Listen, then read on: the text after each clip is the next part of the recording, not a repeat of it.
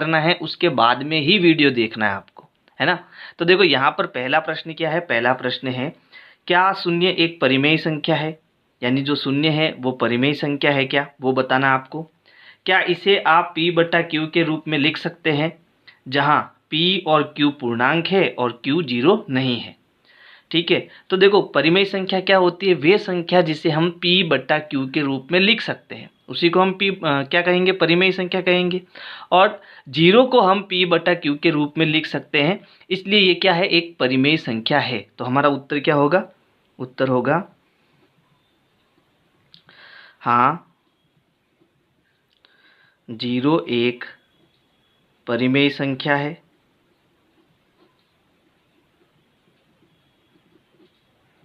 अब क्यों है, क्योंकि इसे p बट्टा क्यू के रूप में लिखा जा सकता है, लिखा जा सकता है जैसे, ठीक है, कैसे लिखेंगे, जैसे मुझे यहाँ जीरो लाना है, तो अगर मैं जीरो में अगर एक का भाग दूँ तो मेरा उत्तर क्या आएगा, जीरो ही आएगा। जीरो में अगर मैं दो का भाग दूँ तो भी मेरे पास जीरो ही आएगा। जीरो में मैं किसी भी संख्या का भाग दूँ, n संख्या, मान लो n कुछ भी हो सकता है, लेकिन n क्या होगा, पूर्णांक होगा, है ना, पूर्णांक संख्या होगी। ठीक है, जहाँ n क्या है, n पूर्णांक है। ठीक है, तो किसी भी संख्या का भाग दूँ तो मेरा उत्तर क्या आएगा, जीरो ही आएगा। अब मेन चीज़ क्या है, मेन चीज़ ये है कि मैं इसे p बटा क्यू के रूप में लिख सकता हूँ, इसलिए ये मेरी क्या है, परिमेय संख्या है। बात समझ में आई। आप केवल इतना ही कर देना, ये सब लिखने की ज़रूरत नहीं है, ये केवल आपको समझाने के लिए है कि जीरो में किसी भी संख्या का भाग देंगे तो हमारा उत्तर क्या आएगा, जीरो ही आएगा। इसे हम p बटा क्यू के रूप में लिख सकते हैं। समझ आ गया। चलो अब अगला प्रश्न देखते हैं। अगला प्रश्न है 3 और 4 के बीच में 6 परिमेय संख्या ज्ञात कीजिए। ठीक है, देखो जब भी आपको पूर्ण अंक दिया हो, जैसे यहाँ 3 है और यहाँ 4 है, बट्टे वाली संख्या हमको नहीं दी है, तो ऐसे प्रश्न आए और हमें जितनी परिमेय संख्या ज्ञात करने का पूछे उससे एक अंक ज़्यादा का हमें जो है इसके अंश और हर में गुणा करना है ना। जो मैंने बोला है उसको ठीक से समझना। हमें कितनी परिमेय संख्या ज्ञात करनी है, 6, तो 6 में एक जोड़ो कितना हो गया, 7 हो गया। ठीक है, तो हमें क्या करना है, यहाँ जो संख्या दी है 3, उसे लिखना है 3 बटा 1, और ऊपर नीचे यानी अंश और हर में मुझे किसका गुणा करना है, 7 का गुणा करना है, क्योंकि ऐसा हम करेंगे तो वो 3 का 3 ही रहेगा, इसकी तुल्य भिन्न बन जाएगी, है ना। और अगली संख्या कितनी क्या थी, 4, तो 4 बटा 1 लिख दो और ऊपर नीचे किसका गुणा कर दो, 7 का गुणा कर दो। ऐसा करने पर क्या होगा, 7 का 3 से गुणा हो जाएगा, 7 त्रिया 21 बट्टा 7 एकम 7, और यहाँ हो जाएगा 7 चौक 28 बट्टा 7 एकम 7। अब इन दोनों के बीच में ये है कितना, ये 3 ही है, लेकिन मैंने इसको तुल्य भिन्न में बदल दिया। क्यों बदल दिया, क्योंकि मुझे इसके बीच में 6 परिमेय संख्या ज्ञात करनी है, इसलिए हमें ऐसा करना पड़ेगा। अब हमें क्या करना है, 21 बट्टा 7 और 28 बट्टा 7 के बीच में 6 परिमेय संख्या लिखनी है। तो देखो 21 के बाद क्या आता है, 22 आता है, नीचे आप बट्टा 7 लिख दो। ठीक है, 22 बट्टा 7, 23 बट्टा 7, 24 बट्टा 7, फिर उसके बाद 25 बट्टा 7, 26 बट्टा 7, है ना, और 27 बट्टा 7, और वापस कितना आ जाएगा, 28 बट्टा 7 आ जाएगा। ठीक है, तो 21 बट्टा 7 और 28 बट्टा 7, इनके बीच में मैंने कितनी परिमेय संख्या लिख दी, 1 2 3 4 5 6, 6 परिमेय संख्या लिख दी। ऐसा कब करना है, जब आपको पूर्ण संख्याएं दी हुई हो, है ना, यानी बट्टे वाली संख्या नहीं दी हुई हो, ऐसी पूर्ण संख्याएं दी हुई हो, तब आपको ऐसे काम करना है। समझ आया। अगर समझ नहीं आए तो वीडियो को जो है पीछे करके वापस आप देख सकते हो। अगला प्रश्न है 3 बटा 5 और 4 बटा 5 के बीच 5 परिमेय संख्या ज्ञात कीजिए। ठीक है, यहाँ देखो अब ये पूर्ण संख्या नहीं है, ये बट्टे वाली संख्या है। ठीक है, तो ऐसा प्रश्न आए तो आपको क्या करना है, अंश और हर में ऐसी संख्या का गुणा करना है जिससे हमें क्या हो, इनके बीच में बहुत सारी संख्याएं मिल जाए। तो यहाँ देखो हर इनका समान है, तो एलसीएम तो इनका 5 हो गया। ठीक है, अब मुझे क्या करना है, 3 बट्टा 5 और 4 बट्टा 5 का ऊपर नीचे जो है मैं ऐसी संख्या से गुणा करूँगा कि मुझे इन दोनों के बीच में बहुत सारी संख्याएं मिल जाए। तो मैं अगर ऊपर नीचे 10 का गुणा करूँ, है ना, तो ऊपर मुझे कितना मिल गया, 30 मिल गया, है ना। 10 का गुणा 3 से करेंगे तो 30 मिल गया, और 5 का गुणा 10 से करेंगे तो कितना मिल गया, 50 मिल गया। यहाँ पर भी 10 का ऊपर नीचे गुणा करेंगे, है ना, तो अब क्या होगा, ये हो जाएगा 40, और 5 का 10 से गुणा कितना हो जाएगा, 50। तो देखो ऊपर कितना आया, 30, और यहाँ कितना आया, 40। तो इन दोनों के बीच में मुझे जो है 9 परिमेय संख्याएं मिल सकती है ना। लेकिन हमें कितनी चाहिए, हमें 5 ही चाहिए। तो चलो हम केवल 5 ही लिख देते हैं।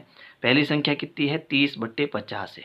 30 के बाद क्या आता है, 31/50, 32/50, 33/50, 34/50 और 35/50। तो कितनी हुई, 1 2 3 4 5। तो 36/50 अब हमें लिखने की ज़रूरत नहीं। अब हम सीधी क्या लिख देते हैं, 40/50। तो हमने क्या करा, 3/5 और 4/5 के बीच में 5 परिमेय संख्याओं को ज्ञात कर लिया। समझ आया? अगर प्रश्न समझ में आ रहा है तो वीडियो को लाइक करते रहो और अपने दोस्तों को शेयर करते रहो। प्रश्न संख्या 4 है, नीचे दिए गए कथन सत्य है या असत्य, कारण के साथ अपने उत्तर दीजिए, है ना। यानी ये जो कथन है वो सत्य है या असत्य, वो हमें कारण सहित बताना है। तो यहाँ पर देखो पहला क्या है, पहला है प्रत्येक प्राकृत संख्या एक पूर्ण संख्या होती है।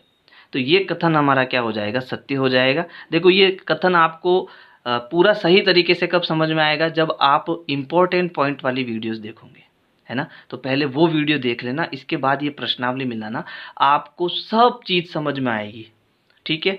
तो देखो ये कथन सत्य क्यों है, इसका कारण बता देते हैं। ये कथन सत्य है क्योंकि देखो प्रत्येक पूर्ण संख्या में आपको प्राकृत संख्या मिल जाएगी। देखो प्राकृत संख्या क्या होती है, वे संख्या जो 1 से प्रारंभ होकर अनंत तक चलती रहती है ना, वो हमारी क्या होती है, प्राकृत संख्या होती है। और पूर्ण संख्या क्या होती है, जो पूर्ण संख्या है वो कहाँ से प्रारंभ होती है, 0 से प्रारंभ होती है और अनंत तक चलती है। ठीक है। तो ये कह रहा है क्या प्रत्येक प्राकृत संख्या पूर्ण संख्या होती है क्या, तो क्योंकि प्राकृत संख्या की सारी चीजें जो है पूर्ण संख्या में आपको मिल रही है, इसलिए ये कथन हमारा सत्य होगा कि प्रत्येक प्राकृत संख्या क्या है, पूर्ण संख्या है। अब इसका उत्तर कारण सहित बताना है, तो कारण क्या लिखेंगे, यह कथन सत्य है क्योंकि पूर्ण संख्याओं के संग्रह में, पूर्ण संख्याओं के संग्रह में, संग्रह मतलब समूह, यानी ये जो पूरा समूह है ना, 0 से लगाकर अनंत तक ये संख्या होती है, तो ये जो पूरा संग्रह है, ये इसमें जो है प्राकृत संख्या भी आपको मिल जाती है, इसलिए ये हमारा कथन क्या हो जाएगा, सत्य हो जाएगा। तो यह कथन सत्य है क्योंकि पूर्ण संख्याओं के संग्रह में प्रत्येक प्राकृत संख्या होती है। ठीक है। तो ये कारण सहित इसका उत्तर हो जाएगा। अगला प्रश्न देखो, अगला प्रश्न क्या है, प्रत्येक पूर्णांक एक पूर्ण संख्या होती है क्या, तो ये कथन जो है हमारा क्या हो जाएगा, असत्य हो जाएगा। अब क्यों हो जाएगा इसको समझो। पूर्णांक संख्या क्या होती है, पूर्णांक संख्या जब पूर्ण संख्याओं के साथ, यानी ये जो संख्या है 0 1 2 और ये अनंत तक चलती है ना, तो ये जो संख्या है इसके साथ जब हम ऋणात्मक संख्या भी ले लेते हैं, जैसे -1 -2 -3, और ये भी अनंत तक चलती रहती है, तो जो संग्रह बनता है उसे हम क्या कहते हैं, पूर्णांक संख्या कहते हैं, है ना। तो अब ये कह रहा है कि क्या प्रत्येक पूर्णांक एक पूर्ण संख्या है क्या, तो आप कहोगे सर 0 से लगाकर 1 2 3 प्लस की जो ये संख्याएं हैं ये तो हमें पूर्ण में मिल जाएगी, लेकिन ये ऋणात्मक वाली संख्या है हमें पूर्ण में नहीं मिलेगी, इसलिए ये कथन हमारा क्या होगा, असत्य होगा। तो अब इसे हम कारण क्या लिखना है कि क्योंकि पूर्ण संख्याओं के संग्रह में ऋणात्मक संख्याएं नहीं होती है, ऋणात्मक संख्याएं नहीं होती है। और अगर ये हमें उल्टा पूछता, उल्टा कैसे, कि क्या प्रत्येक पूर्ण संख्या पूर्णांक संख्या होती है क्या, तो ये कथन हमारा सत्य हो जाता। क्यों, क्योंकि पूर्णांक संख्याओं के संग्रह में हमें प्रत्येक पूर्ण संख्या मिल जाती, इसलिए ये उल्टा अगर हमें पूछता तो ये कथन क्या हो जाता, सत्य हो जाता। समझ आई बात। तीसरा देखो, तीसरा कथन क्या है, प्रत्येक परिमेय संख्या एक पूर्ण संख्या होती है क्या? तो ये भी कथन हमारा क्या हो जाएगा, असत्य हो जाएगा। क्यों हो जाएगा, अब इसको समझो। परिमेय संख्या क्या होती है? परिमेय संख्या वे होती है जिसे हम p बटा q के रूप में लिख सकते हैं, जहां ये जो p और q है वो क्या है, पूर्णांक है ना। यानी ये प्लस के माइनस के जीरो कुछ भी हो सकते हैं, लेकिन q हमारा जीरो नहीं होना चाहिए, है ना। तो ये दोनों क्या है, पूर्णांक है। और ये कह रहा है कि क्या प्रत्येक परिमेय संख्या एक पूर्ण संख्या हो सकती है? नहीं हो सकती, ठीक है, क्योंकि पूर्ण संख्याओं के संग्रह में ऋणात्मक संख्याएं नहीं होती है। या हम ऐसा भी कह सकते हैं कि ये जो पूर्ण संख्या है वो परिमेय